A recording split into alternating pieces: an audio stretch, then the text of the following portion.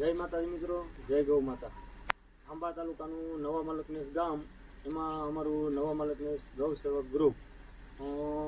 અમારા ગામમાં થોડોક સમય પહેલાં અમે ગાય માતાજી લાવ્યા હતા।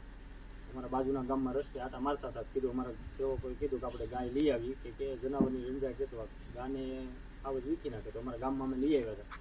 અમારા ગામમાં લાવીને એવો જ બનાવ બન્યો કે હાવજ એક દી થોડીક વીખી નાખી, હવે સારું નથી થતું। તો અમારા એક મિત્ર છે કુંડલા ગૌશાળામાં ડૉક્ટર તરીકે ફરજ બજાવે છે, એ ભાઈને મેં કોન્ટેક્ટ કર્યો, તેને કીધું કે અમારી ગૌશાળામાં તમે તારે મૂકી જાઓ, ગા અહીંયા હસવાય ને કાંઈ વાંધો નહીં।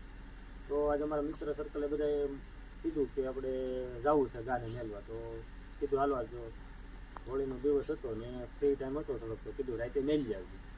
તો અમારા ગૌસેવક મિત્રો બધા અમારે આવ્યા છે ને અમે મેળવા જઈએ છીએ કુંડલા ગાયને।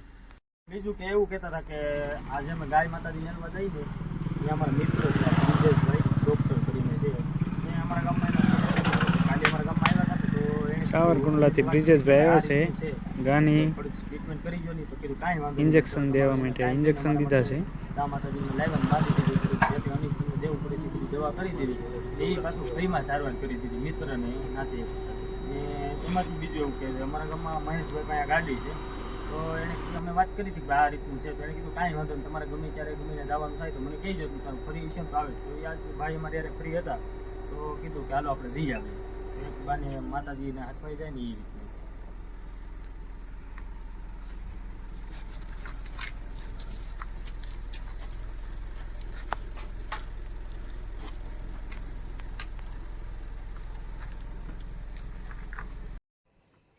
તો અમે પછી કુંડલા પૂગી ગયા હતા ને અહીંયા ગૌશાળા છે, ખોડિયાર ગૌશાળા ને એક આશ્રમ છે ને નાની મોટી ગાવું છે લાટ બધી અત્યારે અહીંયા એ હાલે છે ગૌશાળાનું નાનું નાનું બધું કામ।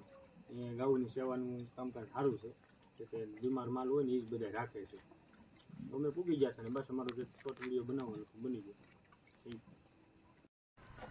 ને બીજું કે અહીંયા અન્નક્ષેત્ર છે, રામાપીર અન્નક્ષેત્ર આશ્રમ, આપણે કુંડલાવાળો રોડ છે, કુંડલા બાયપાસ અમરેલી રોડવાળો, ને આશ્રમનું કામ મસ્તનું છે। જો આ બધી ગાયું બાંધી છે અત્યારે, ને કોઈ અત્યારે નાની એવી ગૌશાળા છે, એવી બધી કંઈ સુવિધા નથી, મોટા શેડ ને ગાયું રાખવાનું કે નીરણ પૂરો ભરવાનું અત્યારે હાલે છે બધું। ઓલા ભાઈ બિજરાજભાઈ જે અમારા મિત્ર છે એના કોન્ટેક્ટથી મેં મેળી ગયા હતા ગાય માતાજીની, ને સારું છે। અમે પાછું કીધું છે કે અમે માતાજી મેળી જાઉં ને તો પાછા બીજા દિવસે આવીને પછી બોલેરો ભરીને નીણ નાખી જાઉં, કેમ કે નાની એવી ગૌશાળાથી બધું ચાલુ થયેલું છે એવું લાગે છે। અમે તો જોઈએ એમાં ભાઈ એક છે, અમે પૂછ્યું પણ એના કામમાં છે એટલે કંઈ વાત નથી કરી લાંબી।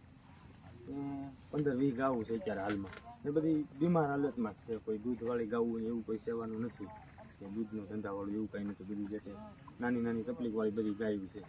જય માતાજી, જય ગૌ માતા।